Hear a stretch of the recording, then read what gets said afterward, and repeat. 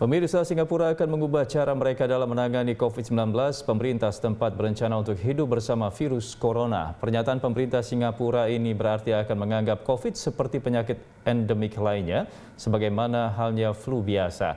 Bahkan pemerintah Singapura tak akan lagi memasang target tak ada lagi penularan virus di negaranya. Bahkan orang yang memiliki riwayat kontak erat dengan penderita COVID tak akan lagi dikarantina. Pemirsa, untuk mengetahui apa dasar dan alasan pemerintah melakukan langkah seperti ini, kini kita telah terhubung bersama Duta Besar Republik Indonesia untuk Singapura, Suryo Pratomo. Ya, terima kasih Pak Suryo sudah bergabung di Prime Time. Pak Suryo, ini pasti ada alasan kuat bagi negara Singapura untuk menganggap bahwa COVID-19 ini sebagai flu biasa. Nah, apa sebenarnya yang melatar belakangi kebijakan pemerintah Singapura ini, Pak Suryo? Pertama-tama saya harus meluruskan, sepertinya memang ada misleading dalam pemberitaan yang ada di Indonesia berkaitan dengan apa yang terjadi di Singapura.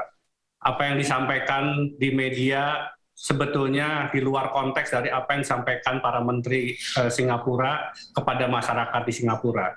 Jadi kita harus melihat ke belakang, Andra. Jadi Singapura sebetulnya memang kasus penularan COVID sudah sangat rendah sekali.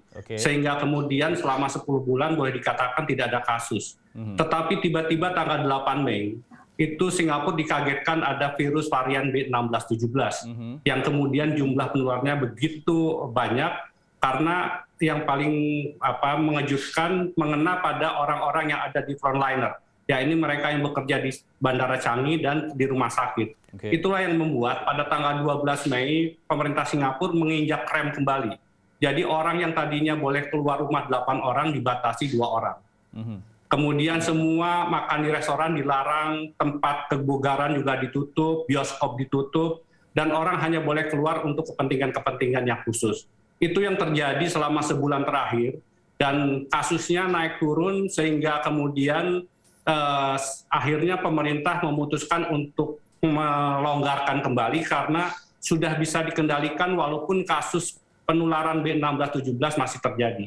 Nah, pertanyaannya adalah masyarakat Singapura lalu bertanya, sampai kapan kita harus hidup seperti ini? Nah, konteks yang disampaikan oleh Andra tadi sebetulnya adalah konteks yang disampaikan oleh menteri-menteri Singapura bahwa kita memang harus bersiap nanti satu saat kalau kemudian WHO sudah mencabut status pandemi, ini kan status global ini belum dicabut oleh WHO dan semua negara masih menerapkan pandemi.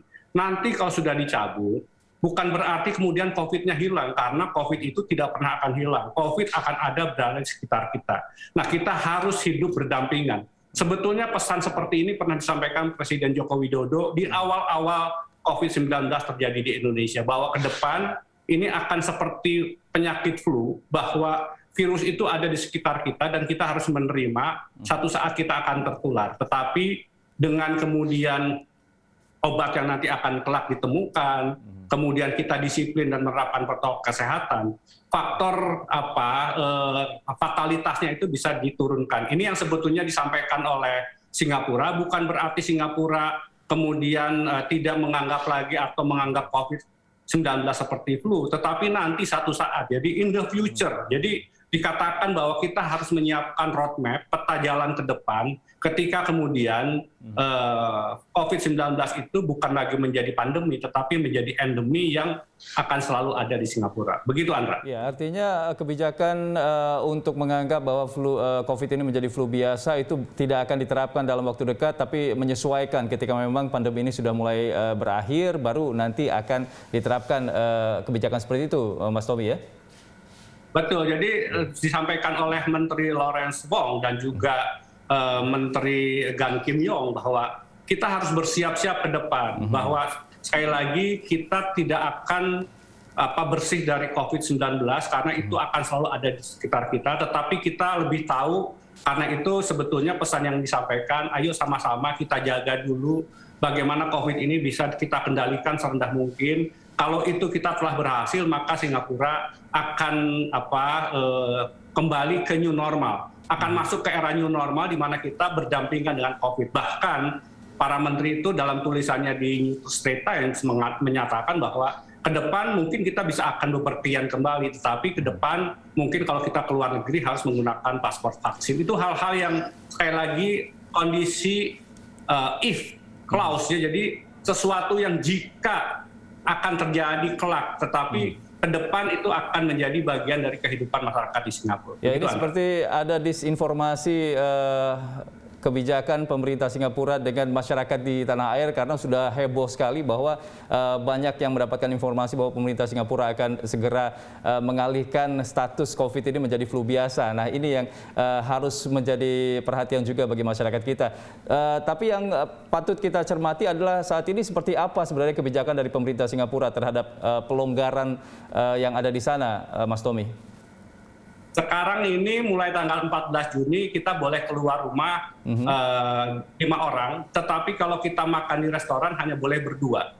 Dan Singapura masih menerapkan pembatasan, ada karantina untuk mereka yang baru datang, dan bukan hanya berlaku kepada orang yang datang ke Singapura. Kalau pejabat Singapura, menteri Singapura pergi ke luar negeri, ketika kembali mereka harus menjalani karantina. Sekarang dari 21 hari dikurangi menjadi 14 hari. Jadi tetap Andra, karantina itu masih berlaku. Hanya 6 negara yang mendapatkan privilege atau perlakuan khusus, yakni Australia, Brunei, China, Hong Kong, Selandia Baru, dan Taiwan. Semua negara lain harus menjalani protokol sama seperti sebelumnya. Jadi belum ada pelonggaran. Jadi mungkin pemberitaan terlalu euforia karena mungkin berharap bisa pergi ke Singapura. Betul. Belum bisa untuk sementara, Andra. Iya. Nah, untuk 6 negara yang mendapatkan privilege ini apa latar belakangnya? Karena 6 negara itu, Andra, dinilai oleh Singapura mampu mengendalikan COVID dengan baik. Jadi kita tahu Selandia Baru negara yang hampir tidak ada kasusnya, Australia juga, hanya Hong Kong yang naik turun, sehingga kemudian dengan Hong Kong itu kadang-kadang dibuka, kadang-kadang ditutup. Jadi kesepakatan antara travel bubble antara Hong Kong dan Singapura itu adalah kalau kasus dalam 1 minggu lebih dari 5 untuk sementara ditunda. Tetapi kalau sudah turun di bawah 5, kemudian dibuka kembali. Tapi untuk negara-negara lain seperti China, Taiwan, dianggap kasusnya sudah rendah, mereka boleh masuk dan keluar dari Singapura tanpa harus karantina. Oke, Mas Tommy, saya ingin mengkonfirmasi terkait dengan isu yang berkembang juga di tanah air bahwa kabarnya pemerintah Singapura ini sudah memiliki obat COVID-19 begitu. Apakah ini sama seperti ivermectin yang sedang diuji klinis di tanah air atau seperti apa, Mas Tommy? Belum ada, jadi memang belum ada obat. Singapura menerapkan 3 kebijakan. Tracing diperketat dengan menggunakan digital tracing yang sudah diterapkan hampir 1 tahun ini. Yang kedua, testing dilakukan dengan secara masif. Dan yang ketiga, vaksinasi. Vaksinasi ini dengan pengalaman kasus B16-17, pemerintah Singapura berupaya supaya setidaknya warga Singapura pada akhir bulan Juli itu sudah menerima suntikan pertama.